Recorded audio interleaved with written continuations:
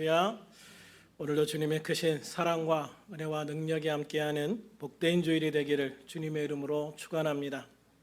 오늘은 지난 2023년 2월 8일 채플 후에 기도하기 위해 남은 19명의 학생들로부터 시작된 에즈버리 대학교의 부흥에 대해서 이야기하며 시작을 하려고 합니다.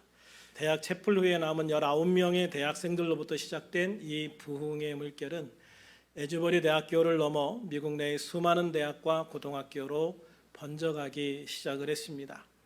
예수님이 여기 계시면 우리가 8시간을 기도할 수 있을 것 같지 않아? 라는 한 학생의 말에 19명이 동조했고, 그들이 예수님이 여기 계시다는 것을 믿고 하나님의 약속의 말씀을 믿고 찬양하며 기도하기 시작한 것이 그 학교와 그 주변에 하나님의 부흥의 물결을 불러오기 시작을 했습니다.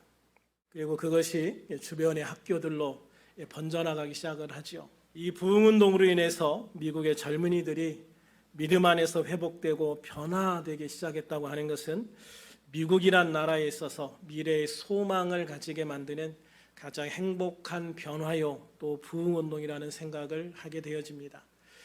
우리가 옛날에 책에서 부흥운동이 있었다는 건 배웠다.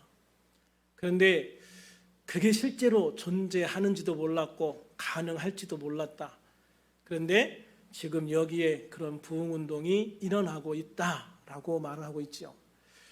우리가 역사 속에서 우리나라에도 평양 대부흥운동을 이야기를 했고, 지난 엑스플로어를 통해서 여의도 광장에서 그렇게 했던 많은 것들을 이야기는 듣고 있지만, 그러나 그것이 중요한 것이 아니라 지금은 어떤가 하는 것이 더 중요하다고 생각을 해요. 지금 우리에게 이런 부흥이 있는가? 이거는 어떤 유명한 목사님에 의해서 시작된 것도 아니에요. 그냥 아주 평범한 평신도들, 그것도 청년들, 그 몇 명의 19명의 청년들을 통해서 이 부흥운동이 시작되어졌고 정말 불빛처럼 번져나가고 있다는 것이죠. 저는 이런 부흥운동이 이제 1년이 지나고 나면 어떤 모습으로 변했을까를 기대하고, 이런 부흥운동이 전 세계적으로 그리고 우리나라에까지 확산되어져서 우리가 정말 영적으로 다시 한번 회복하고 뜨겁게 성령으로 불타오르는, 복음으로 불타오르는 그런 우리들이 되어지기를 간절히 소망해 봅니다.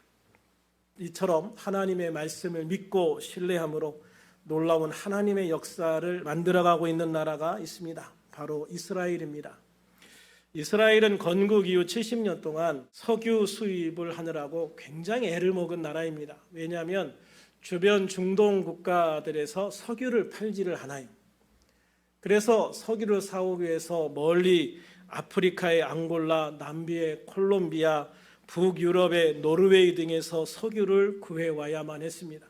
그러다 보니까 이 원유 수입 단가 자체가 비쌌고, 또 수송비 등을 거치면서 굉장히 이 석유를 비싸게 팔 수밖에 없었고, 또 그래서 모든 전기 생산이나 이런 단가들이 굉장히 비쌀 수밖에 없었어요.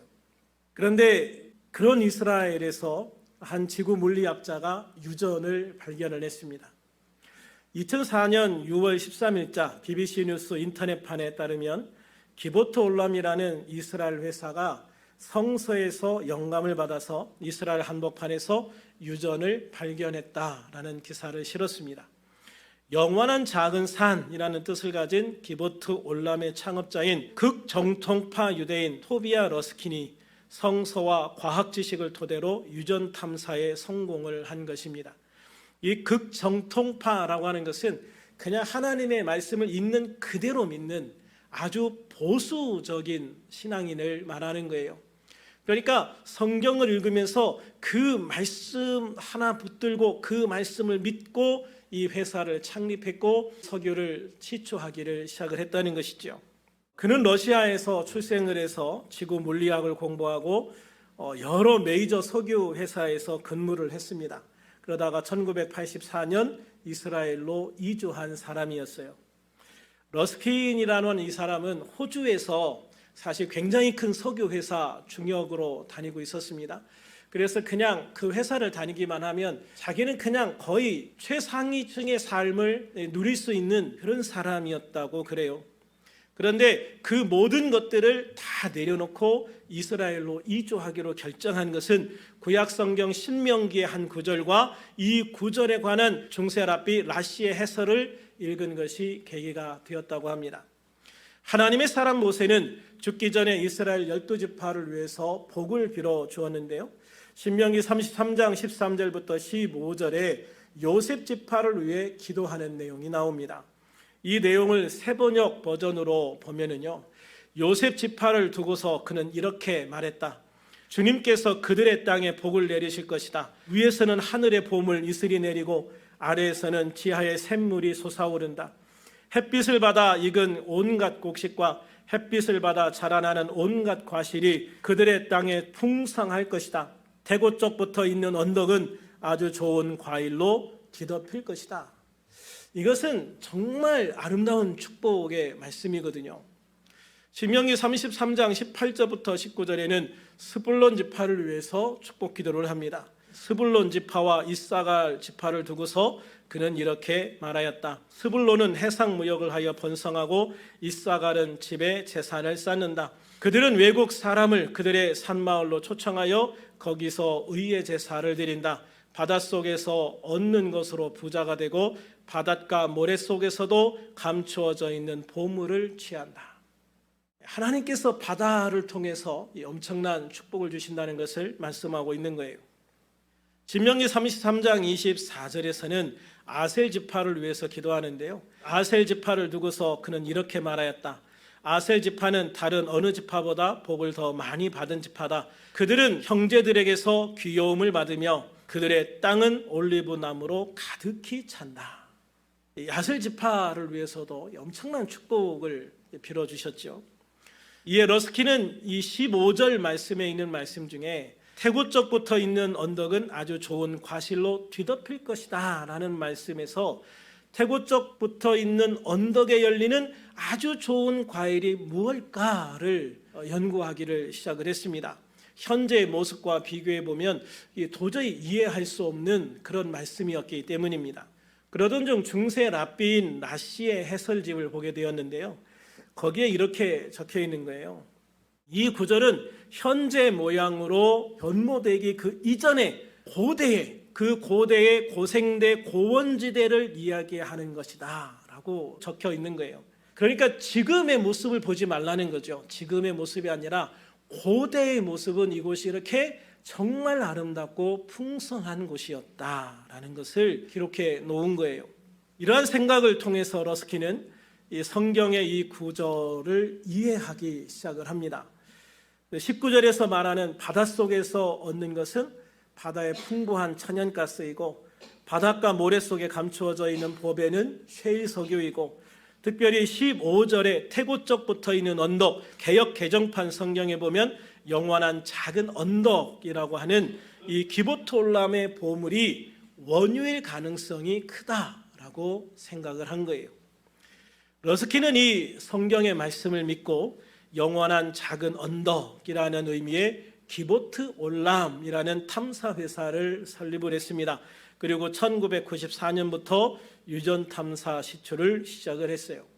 유전 발굴에 2번을 성공했으나 경제성이 없었습니다. 하지만 이전에 이스라엘 땅에는 석유가 없다는 사람들의 편견이 틀렸다는 것을 확인할 수 있는 계기가 되었죠. 탐사를 시작한 지 10년 만인 2004년에 드디어 경제성 있는 셰펠라 유전이 터졌습니다.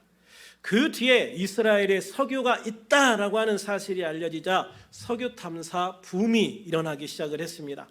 특히 스불론 지파와 아셀 지파가 차지하고 있던 땅의 해안 지역을 중심으로 시추 작업이 진행되었어요.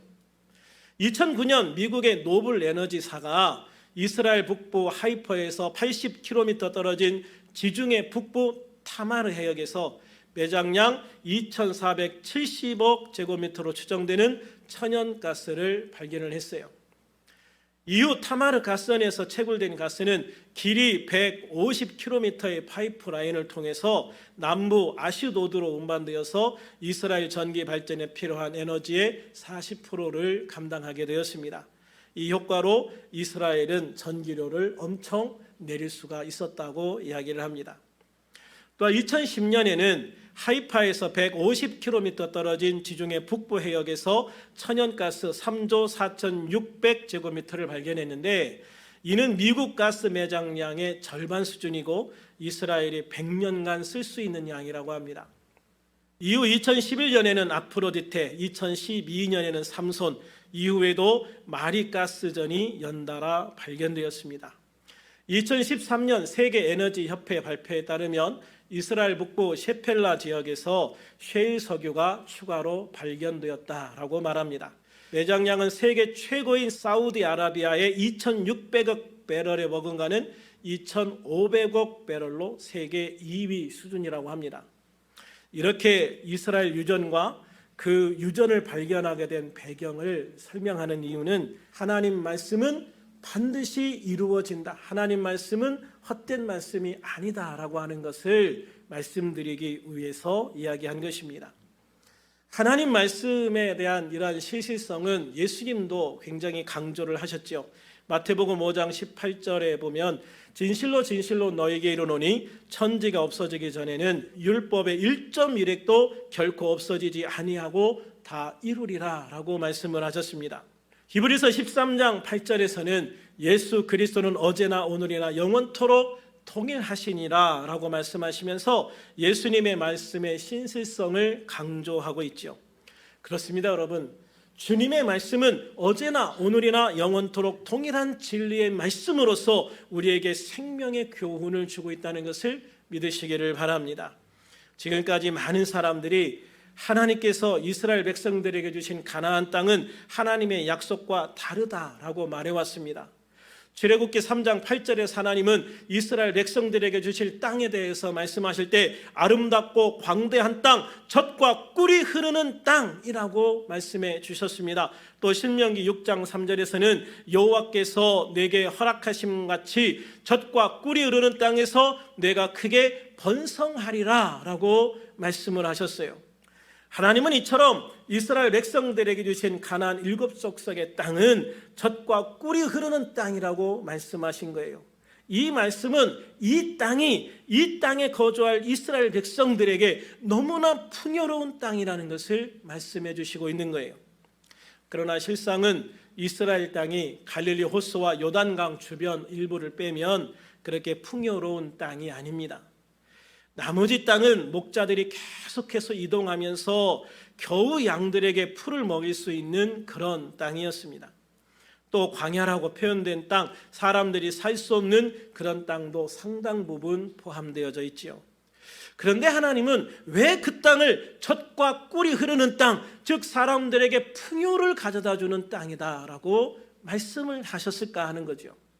어떤 사람들이 말하는 것처럼 이스라엘 땅은 사람의 육신이 아니라 영적인 풍요로움을 위해서 훈련받기에 적당한 땅이다라고 하는 의미일까? 또 하나님은 이스라엘 주변의 아랍 국가들에게는 그 많은 석유를 주셨음에도 불구하고 왜 이스라엘 땅에는 석유 한 방울 나지 않는 땅을 주셨을까? 하는 질문들을 계속 해왔어요. 그런데 하나님은요, 사람들이 몰라서 그랬지 지금까지 그들의 생각과는 전혀 다른 환경을 주셨다는 것을 최근에 알게 되어진 거예요. 그런데 여러분 한번 생각을 해보시기 바랍니다.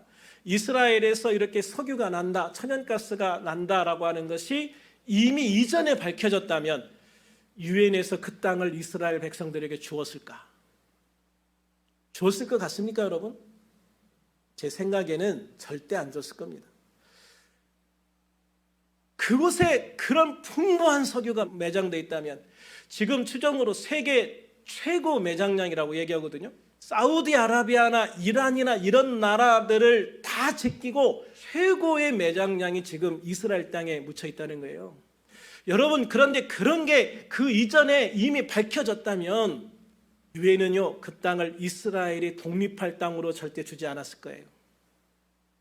그런데 그 땅에는 석유 한 방울 나지 않는다라고 하니까 열방이 그 땅을 이스라엘 백성들에게 줄 수 있었던 거죠.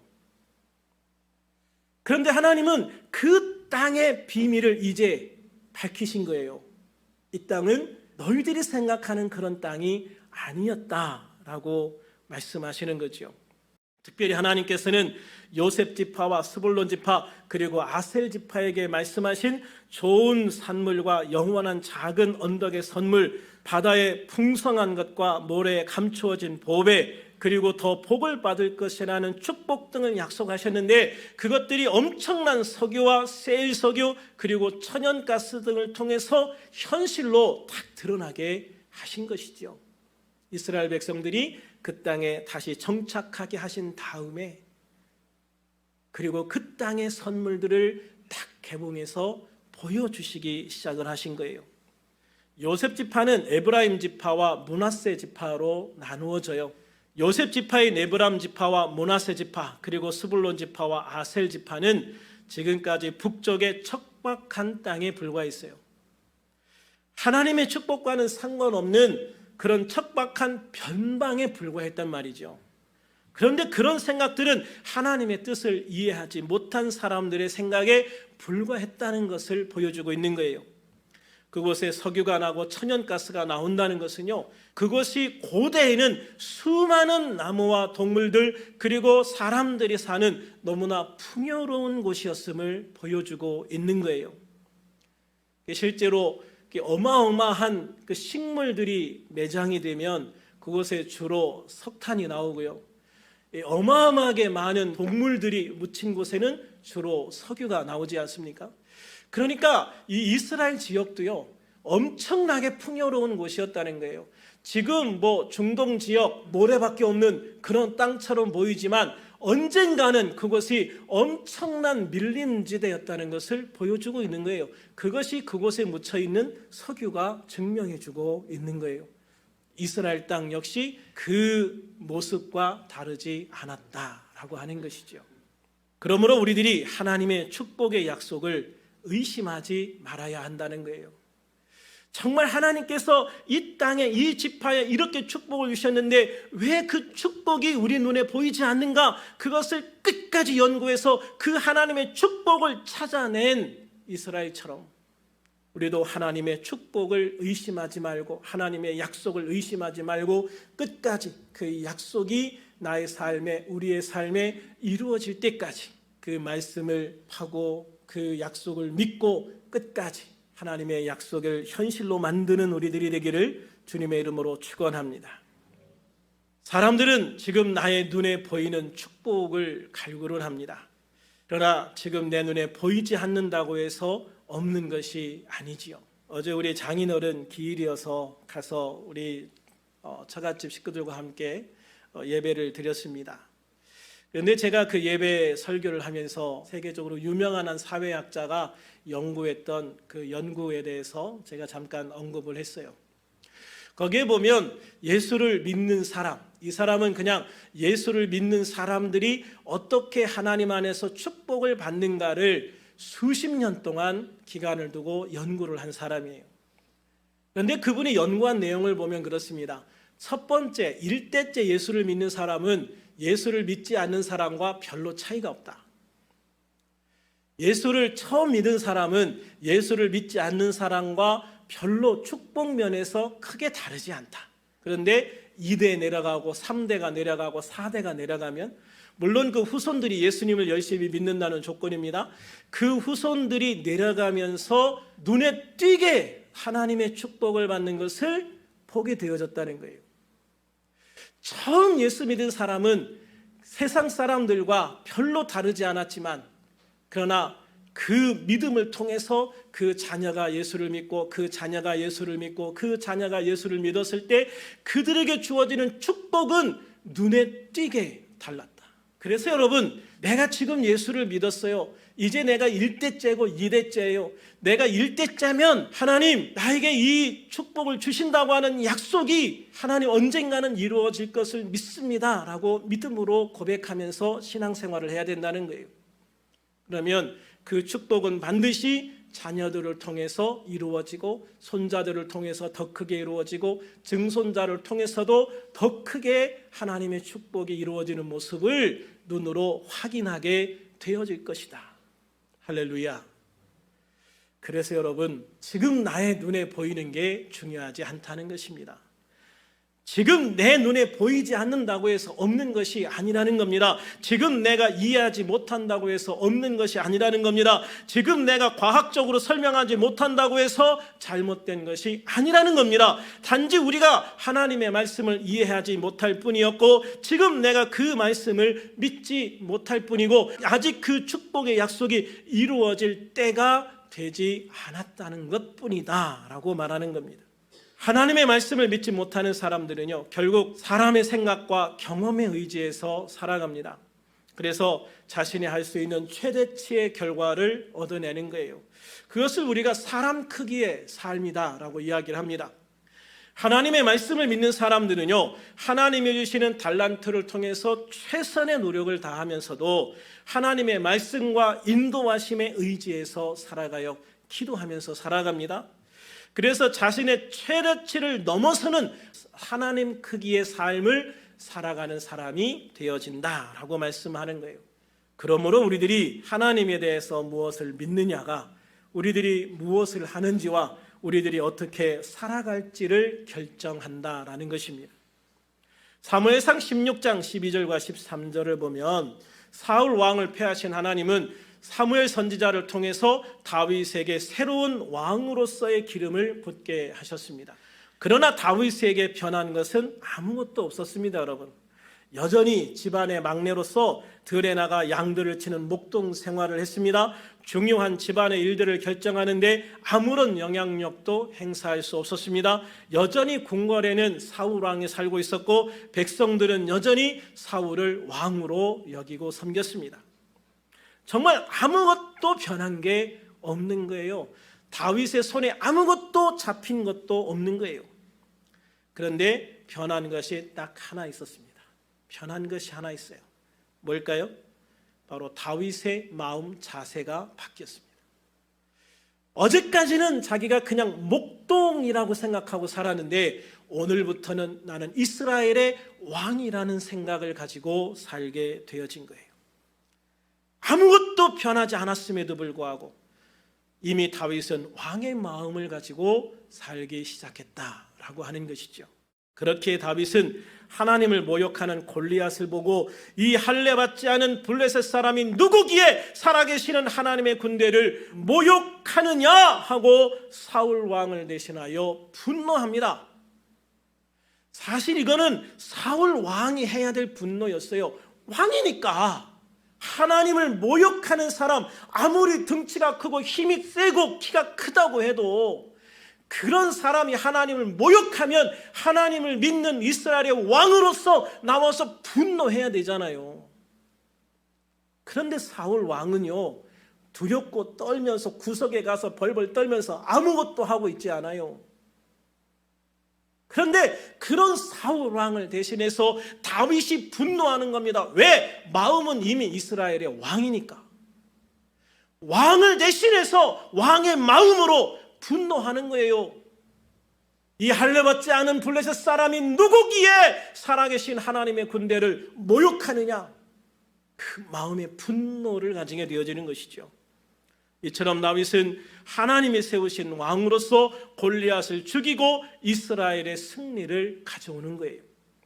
이처럼 다윗은 눈에 보이는 변화가 아무것도 없는 상황에서도 하나님이 자신을 왕으로 기름 부으신 것을 믿었습니다. 자신에게 기름 부으신 하나님을 믿었습니다. 자신에게 기름 부었다는 그 하나님의 약속을 믿었습니다. 그리고 그 믿음으로 나아갔고 믿음으로 인내했고 마침내 이스라엘의 가장 위대한 왕이 될 수가 있었던 것입니다. 여러분, 우리가 이처럼 하나님을 믿는다고 고백할 때 하나님은 우리에게 하나님의 말씀, 하나님의 약속에 대한 믿음을 요구하시는 거예요. 내가 너희에게 이 말을 주었으면 너희는 이 말을 믿음으로 나에게 보여라 라고 말씀을 하시는 것이죠. 하나님은 우리가 그 믿음으로 인해서 말씀 안에서 하나님을 만나고 하나님 크기의 삶을 살아가기를 원하신다는 말씀입니다.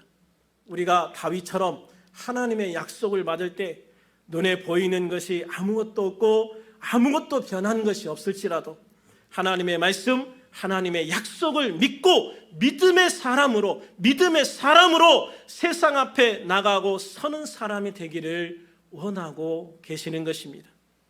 이처럼 하나님은 우리가 하나님을 믿고 믿음으로 살아가는 삶의 모습, 즉 믿음의 행동을 보이기를 원하십니다.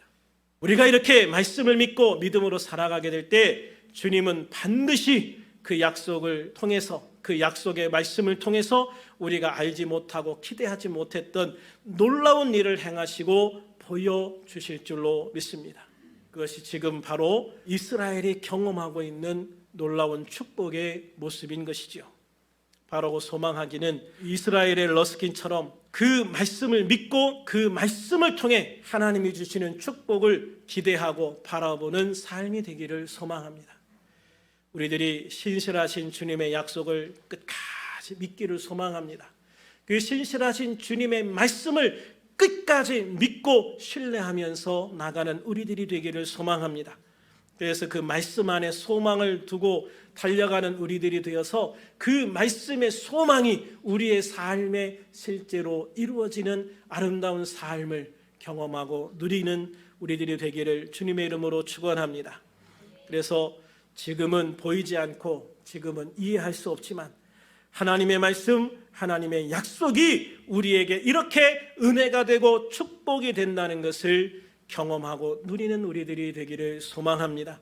그리고 무엇보다 천국에서 주님을 만날 때, 또 천국에서 먼저 간 우리 모든 성도들을 만날 때 그 모든 축복에 대해 함께 감사하며 이야기할 수 있는 그런 우리들이 될 수 있기를 우리 주 예수 그리스도의 이름으로 축원합니다.